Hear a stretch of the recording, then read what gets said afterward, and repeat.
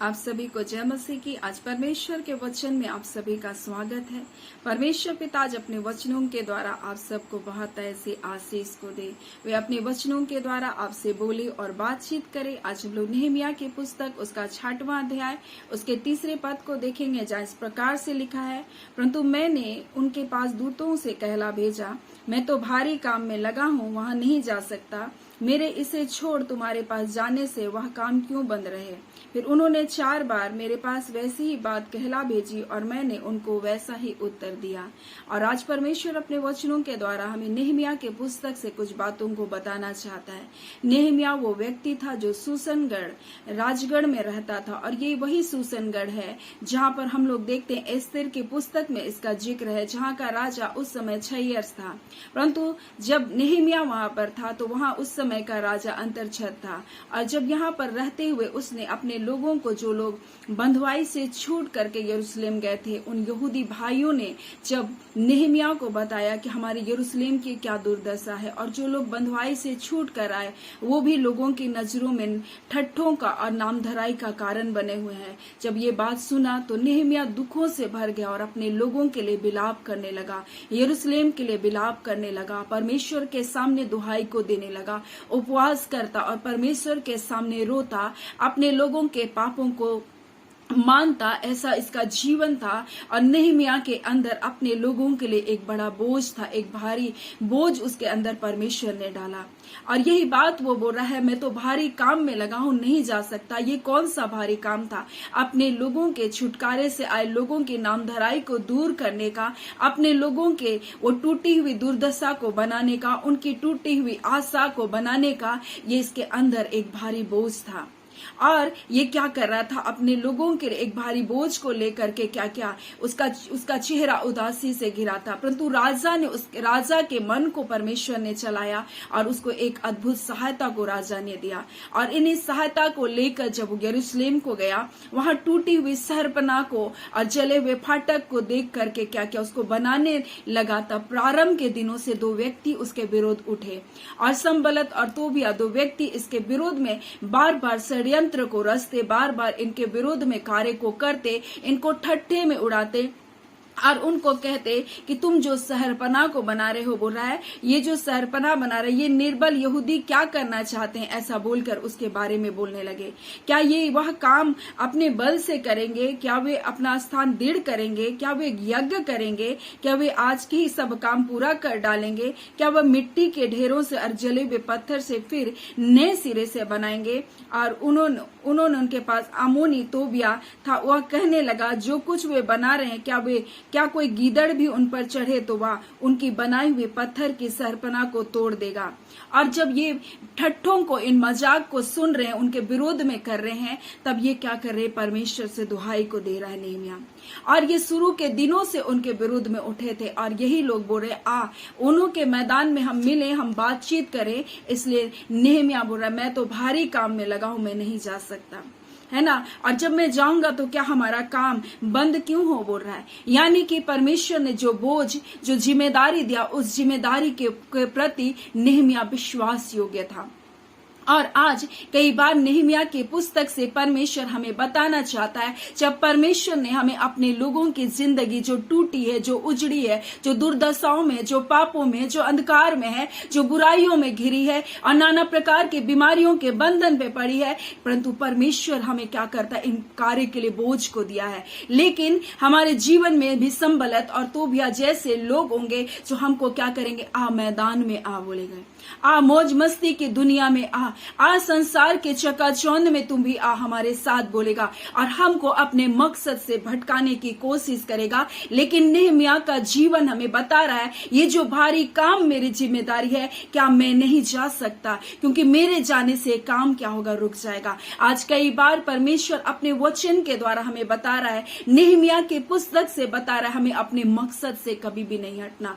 लोग ठट्ठा करेंगे, लोग मजाक उड़ाएंगे, लोग हमारे विरोध में बातें करेंगे, लोग हमको क्या करेंगे? हमारे मकसद से भटकाने के लिए हमको मनोरंजन की दुनिया को भी दिखाएंगे। लेकिन अगर हम वहां चले गए तो हम कभी भी उस कार्य को, जो बोझ परमेश्वर ने हमारे अंदर डाला, हम उस कार्य को नहीं कर सकते। और नेहमिया बोल रहा, मेरा काम तो भारी है, वैसे ही परमेश्वर के लोगों आपका काम भारी है। परमेश्वर ने एक बड़ी जिम्मेदारी को आपको दिया है, एक बड़े दायित्व को आपके अंदर डाला, एक बड़ी पीड़ा को आपके अंदर डाला। अगर आप उन मकसद से, व्यर्थ बातों की और अपने मन को लगाकर उन मकसद से भटक जाएंगे, तब तो आपका जीवन ठट्ठों में उड़ाया जाएगा।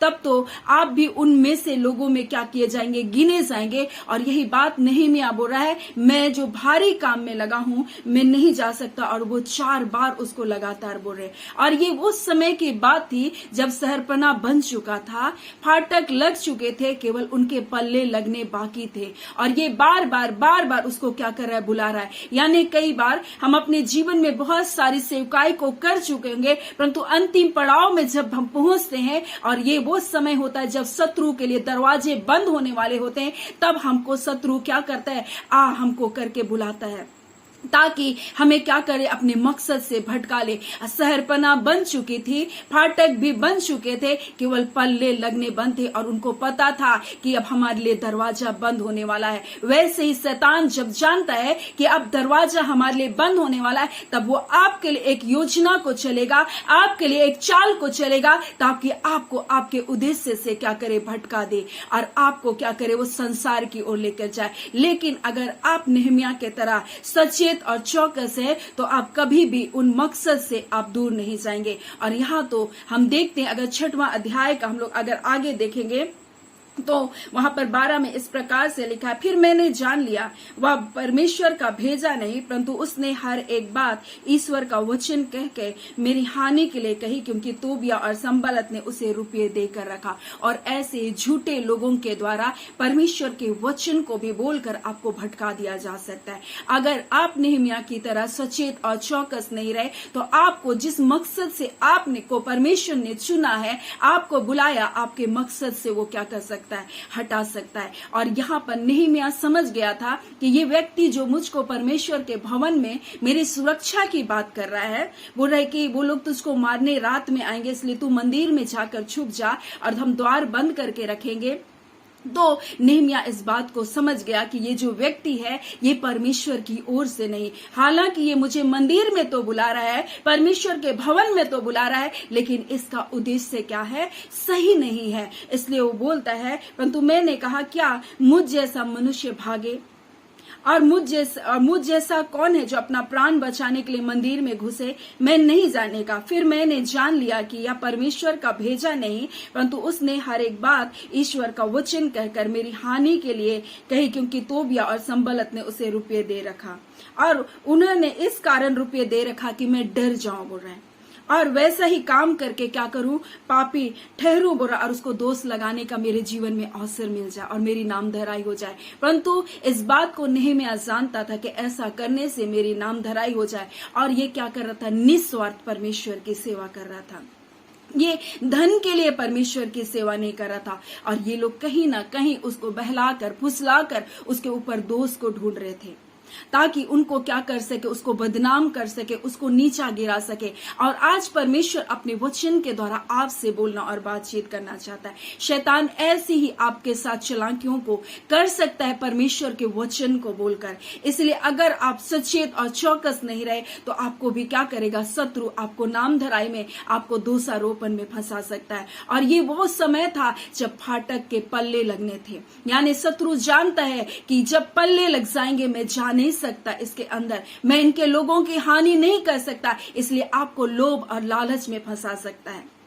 आपको डर और भय और भविष्य का भय देकर आपको क्या कर सकता है, अलग कर सकता है। लेकिन आप निडर बने रहें। वो परमेश्वर जिसने आपको बुलाया, वो आपकी चिंता करता है, वो आपके बाल बच्चों की आपकी देखभाल करना जानता है। वो परमेश्वर आपकी सुधि लेना जानता है, आपके बच्चों को और आपको कभी भी नहीं छोड़ेगा। इसलिए शैतान की चालों को समझे, व्यर्थ लोभ और लालच में अपने जीवन को ना फंसाए। वचन को बोलकर बहुत सारे लोग आपको फंसा सकते हैं, लेकिन आप ध्यान दे कि परमेश्वर ने आपको किस मकसद से बुलाया। और यहाँ पर नेहमिया बोल रहा है, मैं तो भारी काम में लगा हूं, मैं नहीं जा सकता, ऐसा ना हो कि मेरे जाने से मेरा काम क्या हो जाए, रुक जाए, बोल रहा है।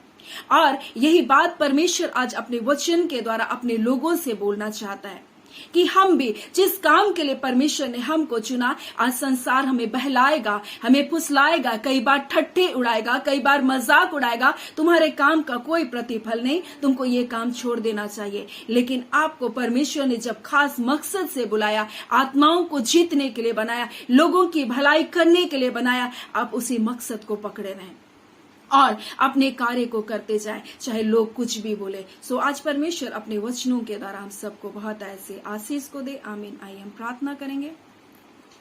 धन्यवाद देते हैं प्यारे पिता परमेश्वर, प्रभु यीशु के नाम से प्यारे पिता हम आपके निकटता, आपकी हुजूरी में आते हैं। खुदावन परमेश्वर, सुंदर समय के लिए, आपकी दया के लिए, आपके अनुग्रह के लिए पिता आपका धन्यवाद।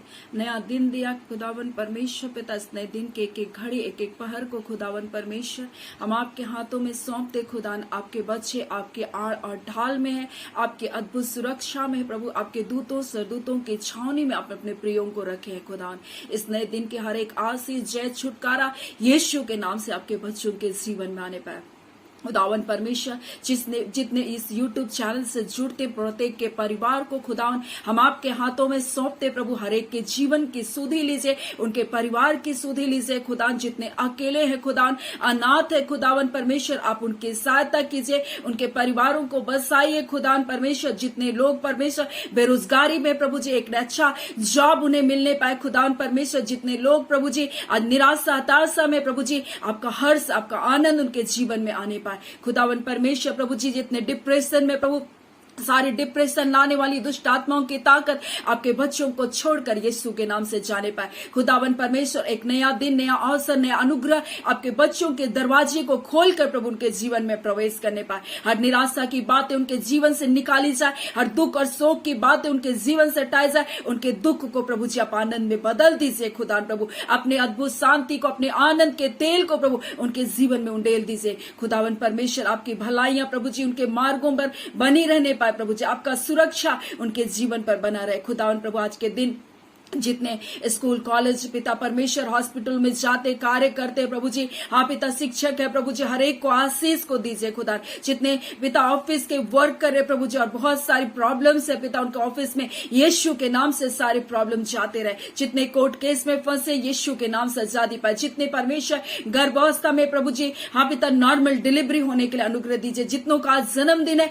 नए दिन की नई आशीष भलाई को प्रभु आपके बच्चों के जीवन में आने पाए। खुदावन परमेश्वर हम प्रार्थना करते प्रभु जी आज के दिन परमेश्वर आपके बच्चों को प्रभु जी आपका आनंद परमेश्वर पिता भरपूर होने पाए, आपका आनंद उन्हें घेरने पाए। खुदावन प्रभु आपका आनंद उनका गढ़ बन जाने पाए। खुदावन परमेश्वर पिता हम प्रार्थना करते परमेश्वर जितने हॉस्पिटलों में प्रभु इसी घड़ी अपने चंगा करने वाले हाथ को बढ़ाइए और छूकर चंगा कीजिए परमेश्वर पिता। खुदावन परमेश्वर पिता आप अद्भुत आशीषों को आज के दिन अपने बच्चों के जीवन में दे रहे प्रभु जी, आपका धन्यवाद। अपनी भलाइयों से अपने बच्चों को आप तृप्त करे पिता, आपका धन्यवाद। आपका प्रेम पिता आपके बच्चों के लिए प्रतिदिन नया होता है और आज के दिन अपने प्रेम को अपने लोगों के जीवन में आप प्रकट करें और बता रहे खुदावन परमेश्वर कि आप उनसे बहुत प्रेम करते खुदा। हाँ खुदावन परमेश्वर इसके लिए आपका बहुत धन्यवाद करते। हम सारी आदर महिमा पिता परमेश्वर प्रभु यीशु पवित्र आत्मा आपको देते और प्रार्थना आपके बेटे यीशु के नाम से मांगते। दया अनुग्रह से ग्रहण कर लीजिएगा। आमीन। परमेश्वर पिता आप सबको बहुत ऐसे आशीष को दे। आमीन।